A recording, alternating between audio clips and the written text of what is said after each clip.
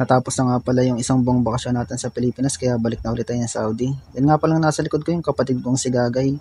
Ihahatid niya ako sa airport kasama yung kumpare kong si Lando, yung nagdadrive ng sasakyan.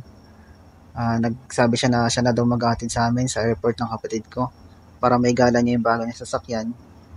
Tapos 5:30 ng umaga kami umalis dyan kasi 11:45 ang flight namin. Mas maganda ng maaga. Yan, Labor Day nga pala nung araw na yan. May 1, hindi masyadong traffic kaya napaga yung dating namin sa airport. Yan, nakarating na kami sa airport, Terminal 1. Yan, nagpicture-picture muna yung kapatid ko tapos yung kumpare ko si Lando bago sila umalis. Hintayin ko pa kasi yung mga katrabaho ko dyan, yung dalawang kasama. Pagkatapos nga pala namin mag-check-in at dumaan ng immigration, yan, dumiretso kami sa OFW lunch na may experience naman namin yung mga pagkain dyan kasi libre naman pag OFW ka.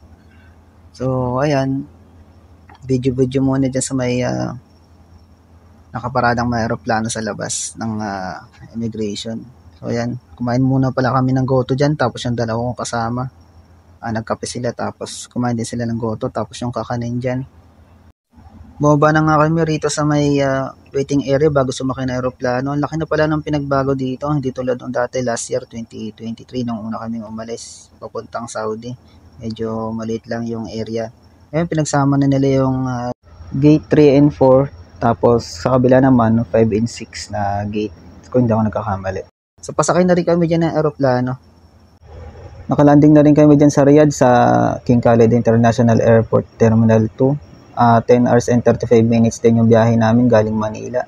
Pagkatapos nga namin kunin yung mga bagahe namin sa loob ng airport, dumiretso na kami sa basement kasi susunduin kami nung katrabaho namin si Jujard. Tapos, nung paalis na kami, umuulan na. 2 days na pala umuulan dito sa Riyadh. Sabi nung katrabaho namin si Jujard. So, tapos, dumiretso muna kami sa Bata kasi isang kasama namin si Edward, doon siya nangungupahan sa Bata. Tapos, pagkatapos nun, diretso na kami pauwi. Yung mamanaw pala dyan, si Agapito na. Tapos, kumukuha lang ako ng video. Tapos, si Jujard, andun siya sa likod ng sasakyan. Medyo pagod din ata. So, dahan-dahan lang din yung pagmamaneho dyan ni Agapito kasi medyo lahat kami pagod. Tapos basa pa yung kalsada. Gabi na rin kami nakauwi sa apartment. Tapos pahinga lang ng konti, kain. Tapos pasok na ulit kinabukasan sa trabaho.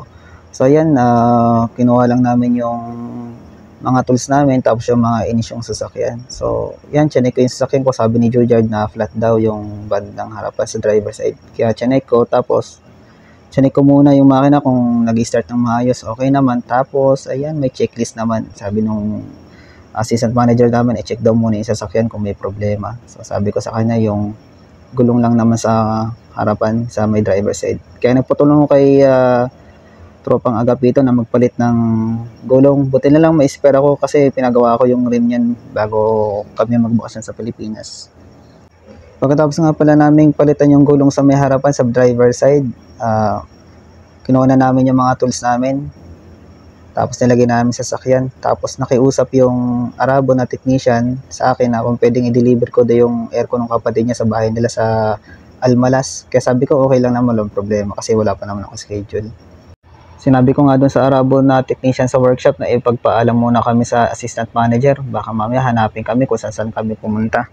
Kaya pinagpaalam niya kami, okay naman. Kaya sinama ko na si Agapito para may kasama ko i-deliver yung aircon sa Almalas.